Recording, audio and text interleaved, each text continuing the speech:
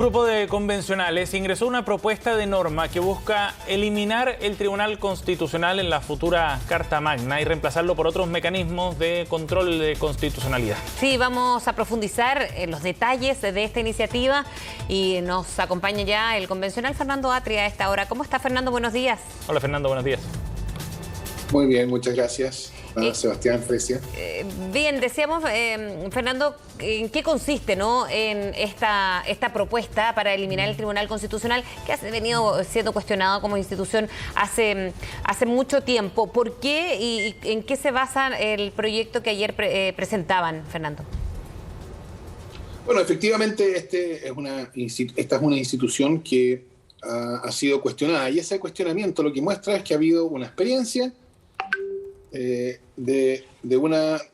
que el funcionamiento no ha sido el adecuado. Y entonces, este proyecto o esta iniciativa, que como tú decías, busca un sistema de control de constitucionalidad sin Tribunal Constitucional. No es que elimine el control, busca un control, pero sin Tribunal Constitucional, para aprender de la experiencia y evitar los problemas que hemos visto ocurrir a propósito del Tribunal Constitucional. Y esos problemas, creo yo, han sido fundamentalmente dos grandes tipos de problemas.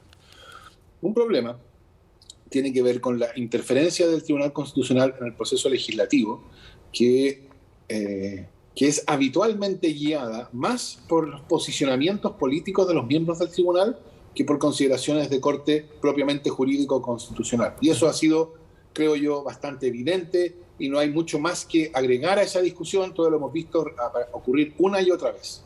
Eso tiene que ver con una facultad bien anómala, esto es importante, bien anómala en el derecho comparado, que tiene nuestro Tribunal Constitucional actual, que es la facultad de pronunciarse sobre proyectos de ley antes de que sean promulgados como leyes. Esto es lo que se llama control preventivo, porque viene antes de la dictación de la ley. Sí.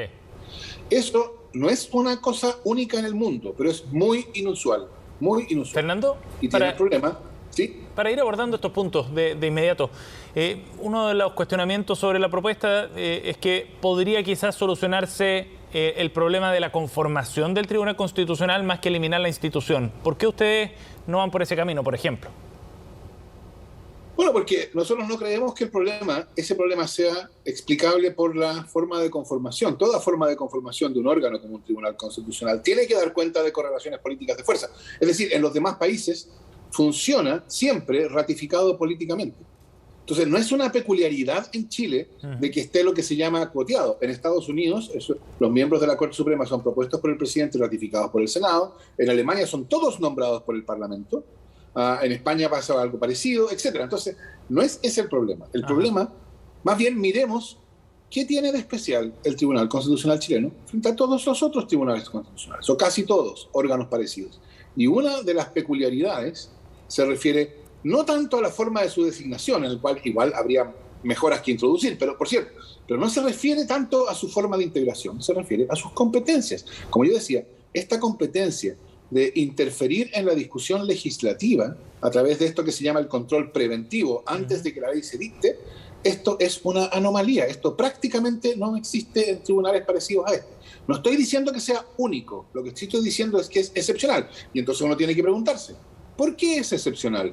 ¿Por qué otros países con tradiciones jurídicas más fuertes o más maduras que la nuestra, o con más experiencia, etcétera? ¿Por qué en la mayoría de esos otros países se ha evitado tener un órgano como un Tribunal Constitucional que tenga competencia para interferir con el proceso legislativo? Y la respuesta, creo yo, es precisamente la consecuencia que nosotros hemos sufrido. O sea, no tiene nada de raro. En la medida en que interfiere con el proceso legislativo, es bien difícil que no se comporte como una tercera cámara. Y entonces, para evitar la tercera cámara, es necesario eliminar el control preventivo. ¿Y cómo se hace en caso de solucionar un tema que quede pendiente? ¿Qué es lo que debiese hacer el Tribunal Constitucional en ese caso? ¿Una institución aparte, elegida de otra manera, o en las mismas dos cámaras, ¿no? Para no evitar esta tercera, como usted lo llama? Bueno, respecto de las cuestiones que surjan durante la tramitación de una ley, por ejemplo, si se discute sobre el procedimiento legislativo, etcétera, esa es una cuestión que tendrá que ser decidida por el Congreso. Y para eso hay que organizar adecuadamente el procedimiento legislativo, quizá habrá una comisión especial de senadores y diputados, en fin, esa es una cuestión de la cual va a haber que hacerse cargo al discutir el proceso de formación de la ley. Por cierto, la eliminación del control preventivo no dice nada respecto de lo que pasa después, cuando se dicta una ley, y la ley ya está dictada, y se pretende aplicar a las personas, y hay un alegato de que esa ley es contra la Constitución. Eso es un control distinto. Ese es el control que los tribunales constitucionales en el resto del mundo sí suelen tener. Entonces, el proyecto que nosotros presentamos pretende encontrar la mejor forma para ese control, el control que viene después de que se publica la ley, cuando la ley se pretende aplicar a las personas. Y entonces nuestra iniciativa lo que hace es devolverle ese control a la Corte Suprema, que lo tuvo hasta el 2005. Desde 1925 hasta 2005 la Corte Suprema tenía esa facultad.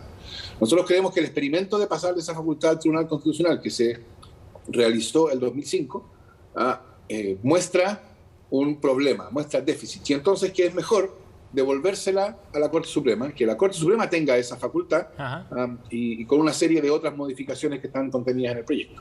¿Qué ventajas tendría el que la Corte Suprema sea el que vea ese control constitucional, Fernando, respecto al tribunal?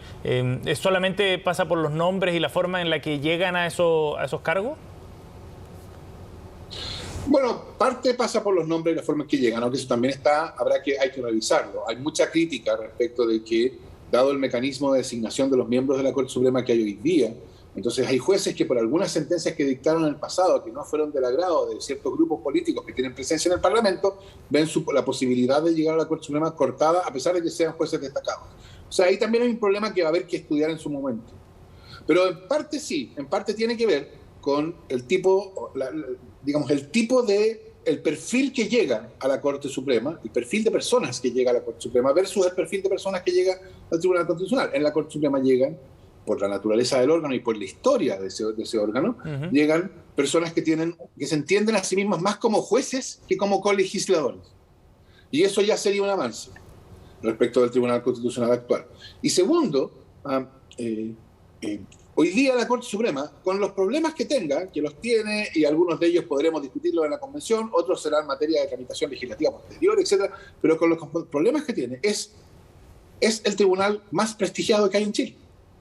Entonces, si tenemos un problema de un tribunal que no ha desempeñado adecuadamente su función en un juicio que es bastante extendido, y tenemos un tribunal respecto del cual, por cierto, que hay críticas como respecto de todos los órganos, pero que dentro de todo ha actuado adecuadamente, y ese otro tribunal, el que ha actuado adecuadamente, es el que tradicionalmente tenía esta competencia de inaplicabilidad por inconstitucionalidad. Entonces, el sentido común y la experiencia sugieren devolverle a ese órgano el control de constitucionalidad represivo, ex post, después de la dictación de la ley, que es lo que nuestra iniciativa sugiere hacer. Fernando, Marisol Peña estuvo ayer aquí en CNN analizando este tema. Ella es detractora de la iniciativa que ustedes están presentando, defiende el rol del Tribunal Constitucional y plantea desde uno de los puntos de vista, por ejemplo, que no es lo mismo ser juez constitucional que ser juez ordinario, dice. No es una cuestión de quién es más importante, sino que la labor, dice, es radicalmente distinta. ¿Qué le parece a usted ese punto? A ver, yo diría, es por cierto distinta, es verdad. Pero al decir radicalmente distinta, nótese, radicalmente distinta, está diciendo que lo que tienen en común, que ambos son jueces, es secundario. Que es más importante lo que los separa. ¿Y quién los separa? Bueno, la naturaleza política de uno frente a la naturaleza judicial del otro. Entonces la pregunta no es por referencia a lo que existe hoy día. Hoy día evidentemente hay una diferencia entre un tribunal que funciona como tercera cámara y un tribunal que funciona como tribunal, con todas las observaciones que uno puede hacer. Entonces esa diferencia hoy día efectivamente existe. La pregunta es, ¿no sería razonable que el tribunal, el control de constitucionalidad fuera ejercido por un órgano que no fuera radicalmente distinto de un órgano judicial? Que fuera un órgano propiamente judicial con las peculiaridades que tiene. Y probablemente eso significará que va a haber una mayor elaboración en la Corte Suprema, etc. Pero ¿no sería razonable tener un control judicial a cargo, un control de constitucionalidad a cargo de un órgano que no sea radicalmente distinto de un órgano judicial? Y hay buena acogida en el debate, Fernando, más allá de quienes lo proponen, por cierto. Bueno, por cierto, esto es una conversación que está en curso, ¿no? La iniciativa de ayer fue presentada por distintos convencionales, no son todos convencionales de un solo colectivo, entonces ya hay una cierta transversalidad en esta propuesta. De hecho, no solo por convencionales de la propia Comisión de Sistema Judicial. Yo, de hecho, no participo de esa comisión, pero me sumé a esta iniciativa y otros que son de fuera de la comisión también. Entonces, por cierto que hay otros convencionales que tienen posiciones distintas, eso no tiene nada de raro, de eso se trata el proceso constituyente. Y lo que vamos a hacer ahora, a partir de esta iniciativa y otras que probablemente lleguen respecto del control de constitucionalidad, va a ser ir conversando e ir buscando la manera de converger en una posición común. Ahora, dada la experiencia de los últimos años con el Tribunal Constitucional chileno, la idea de buscar maneras de que en la nueva Constitución exista control de constitucionalidad, pero sin Tribunal Constitucional, es una idea que yo no me atrevería a decir que hoy tiene 2/3 asegurados, pero es una idea importante y que yo creo que va a ser exitosa en la discusión constituyente. Y en otro tema, para ir finalizando, Fernando, el próximo martes va a ser crucial para elegir una nueva directiva para la convención. Hay varios nombres, ¿no? Y han surgido más todavía a medida que pasó la semana. ¿Usted cómo cree o cómo ve que esa sesión va a elegir la nueva directiva, que ya tiene algunas características, que estaría encabezado por una mujer? Se habla también que ojalá haya algunos aspectos técnicos, como un abogado, como ha sido ahora también un poco el patrón con el vicepresidente Baza y la presidenta Elisa Loncón. Bueno, quizás pueda ser útil para las audiencias explicar un poco cómo se va a hacer esto. Esto efectivamente va a ser en la sesión del martes, que va a estar dedicada a esto, de modo que el martes quede zanjada esta cuestión. Vamos a votar del mismo modo en que se votó para presidenta y vicepresidente en la sesión del 4 de julio, en la sesión inaugural. Es decir, se vota en público, cada convencional emite un voto, se hace una votación. Si hay algún candidato que obtenga la mayoría absoluta de los convencionales en ejercicio, o sea, 78 votos, queda inmediatamente elegido como presidente o vicepresidenta. Y si no hay ninguno que obtenga esa mayoría, se hace una nueva votación después de dar un tiempo para que haya conversación entre los convencionales. Y si en la segunda votación no se obtienen los 78 votos por algún candidato, se hace una tercera votación y así hasta que se obtengan los 78 votos. Y después que se elige el presidente de ese modo, se elige la vicepresidencia del mismo modo, después en una elección separada y distinta. Yo creo que es bien importante notar que el desafío de la mesa que comienza el 4 de enero es bien distinto del desafío de la mesa inicial, que comenzó el 4 de julio. La mesa inicial tenía que instalar la convención. Instalar la convención significa echarla a andar a partir de cero. Cuando nosotros llegamos el 5 de julio al Congreso Nacional a empezar a sesionar, no había nada dispuesto, no teníamos nada. Y partir de ahí y terminar estos 6 meses con reglamentos, con procedimientos, con la estructura material que lo soporta, con la discusión comenzada, con las comisiones operando, yo creo que es un éxito extraordinario de la mesa inicial que hay que reconocerse. Pero lo que viene ahora, desde el 4 de enero, ya no supone instalación, ya no es necesario todo eso ya está andando. Entonces, a diferencia de la mesa inicial, esta mesa tiene que asumir una convención que ya viene andando, pero que viene presionada por un plazo corto en el que tiene que desempeñarse exitosamente. Y entonces, por eso, yo creo que hay 2 cuestiones fundamentales de la nueva mesa. Una va a ser, por cierto, contribuir al ambiente de la convención para fomentar la convergencia en torno a ciertos contenidos constitucionales que entonces puedan alcanzar los 2/3 y ser parte de la nueva constitución, eso es uno. Y 2, comunicar. Va a haber, porque ya lo hemos visto, que alguien, un convencional o incluso una persona en una audiencia, lanza una idea en la convención y esa idea es tomada como si fuera la posición de la convención. Así se hizo con los emblemas nacionales, con la exportación de fruta.